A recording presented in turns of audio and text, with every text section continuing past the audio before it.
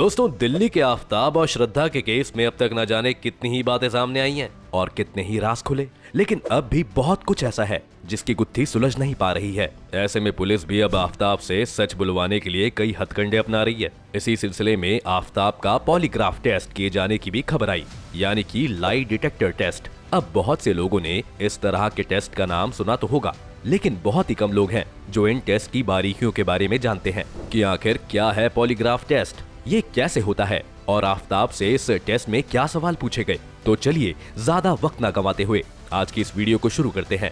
सबसे पहले हम ये जान लेते हैं कि आखिर पॉलीग्राफ टेस्ट होता क्या है। इसका जवाब ये है कि पॉलीग्राफ टेस्ट एक झूठ पकड़ने वाली तकनीक है जिसमें आदमी के साथ की गई बातचीत के कई ग्राफ एक साथ बनते हैं। इससे हर पॉसिबल झूठ को पकड़ने की कोशिश की जाती है। पॉलीग्राफ टेस्ट के अलावा दो और तरीके हैं जिसे अक्सर इस्तेमाल किया जा सकता है, और वो है ट्रुथ सीरम या नार्को टेस्ट। इस मेथड में जिसका टेस्ट किया जाना है उस आदमी को एक दवा दी जाती है, जैसे कि सोडियम पेंटाथॉल, जिसकी वजह से वो इंसान बेहोशी की हालत में आ जाता है और फिर उसी हालत में बात करता है। बेहोशी की हालत में एक इंसान के सच बोलने के ज्यादा चांसेस होते हैं क्योंकि वो सबकॉन्शियस स्टेट में होता है और ज्यादातर केसेस में सच बोलता है। पर ये टेस्ट भी 100% एक्यूरेट नहीं है।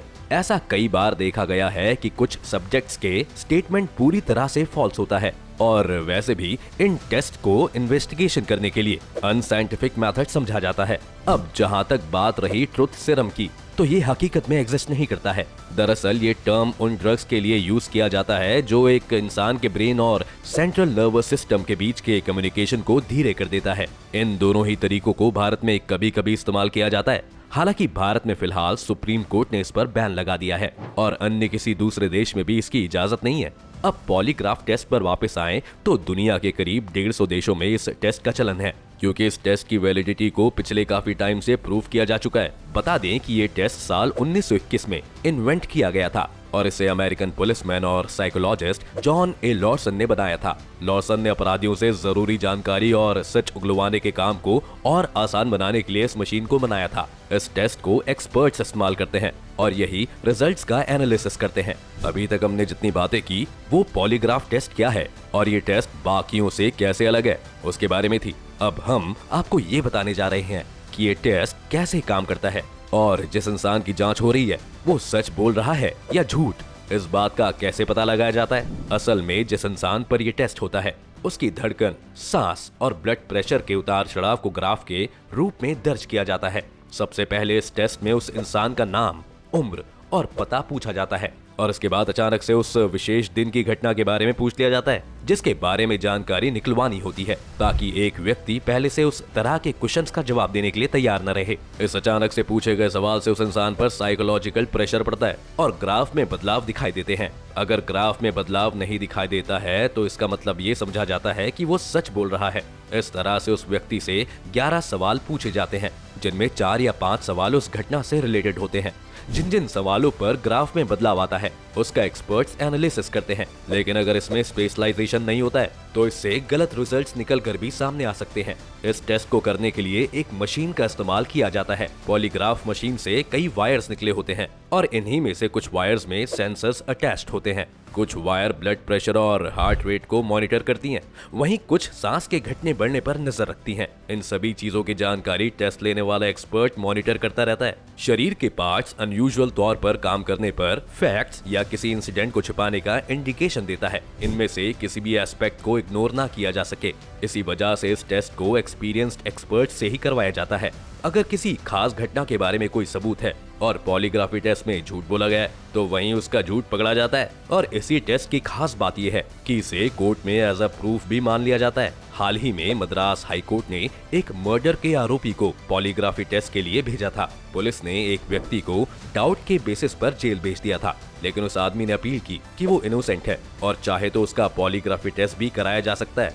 उस व्यक्ति की जांच हुई और अंत में यही पाया गया कि वो इनोसेंट था। इसके 1 महीने बाद जिसने असल में हत्या की थी उसने अपना क्राइम एक्सेप्ट कर लिया था। हालांकि एक इंसान झूठ बोल रहा है या सच, इसे अकेले पॉलीग्राफ टेस्ट पर नहीं छोड़ा जा सकता है। इसके अलावा भी झूठ पकड़ने की जांच की जाती है, जैसे ब्रेन मैपिंग, लेकिन ये सब तरीके बहुत ट्रस्टेड अप्रोच नहीं माने जाते हैं। दोस्तों, वैसे तो अभी तक आपको पॉलीग्राफ टेस्ट के सिर्फ फायदे नजर आ रहे होंगे, लेकिन इसकी एप्लीकेबिलिटी कहीं जगह पर बहुत लिमिटेड है। तो चलिए अब आपको जरा इसके दूसरे पहलू के बारे में बता दें। ज्यादातर रिसर्चर्स ने पॉलीग्राफ की ऑथेंटिसिटी को 80 से 90% के बीच ही आंका है।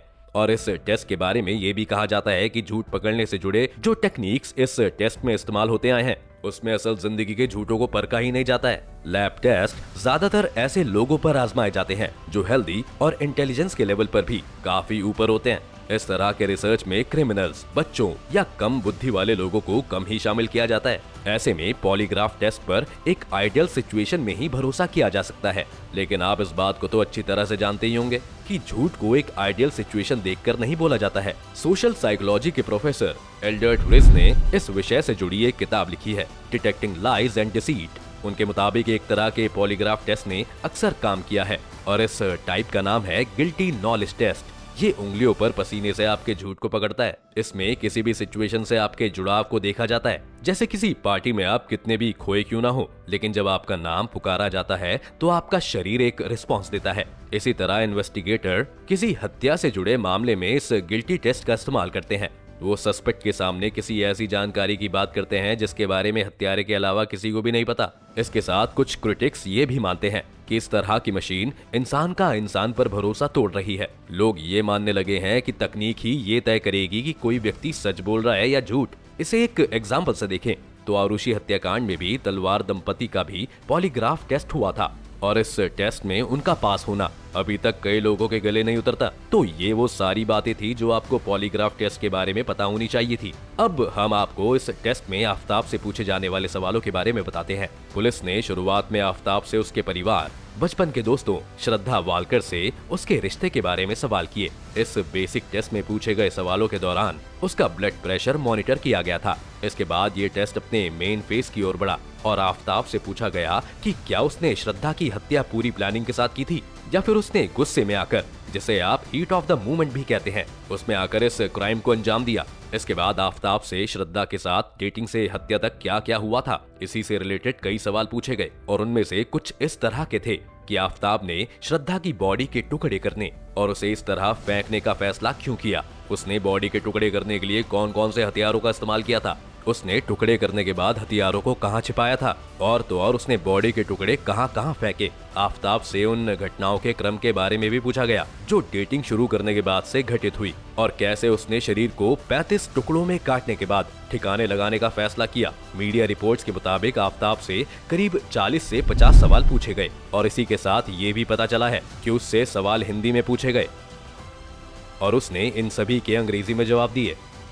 फिलहाल इस केस में एफएसएल ऑफिशियल्स और एक्सपर्ट्स उन जगहों का पता लगाने की कोशिश कर रहे हैं जहां उसने श्रद्धा के कटे हुए शरीर के पार्ट्स और उसके फोन को ठिकाने लगाया। इससे पहले पुलिस को आफताब के छतरपुर में बने फ्लैट से 5 धारदार चाकू बरामद हुए हैं जिन्हें जांच के लिए फॉरेंसिक टीम को भेज दिया गया है। वहीं श्रद्धा और आफताब के दोस्तों ने साकेत कोर्ट में अपने अपने बयान दर्ज कराए हैं जिसमें ऐसा कहा गया है कि आफताब श्रद्धा को पीटता था और जान से मारने की धमकी देता था। श्रद्धा ने कई बार उन्हें इस बारे में बताया था। खैर, अब ये पूरा मामला और पुलिस की जांच कहां तक जाएगी और इसमें कितने नए राज खुलेंगे, ये तो सारी रिपोर्ट्स आने के बाद ही पता चलेगा। आपका पॉलीग्राफ टेस्ट के बारे में क्या कहना है? क्या आपको लगता है कि ये टेस्ट झूठ पकड़ने के लिए सबसे बेस्ट तरीका है? अगर ऐसा है तो हमें कमेंट सेक्शन में जरूर बताएं कि इस टेस्ट के जरिए क्यों आफताब के खिलाफ सबूत इकट्ठा नहीं किए जा सके और उसे नार्को टेस्ट के लिए भेजना पड़ा। अगर आपको ये वीडियो पसंद आई हो तो लाइक और शेयर का बटन दबाएं। बाकी जितने भी लोग हमारे चैनल पर पहली बार आए हैं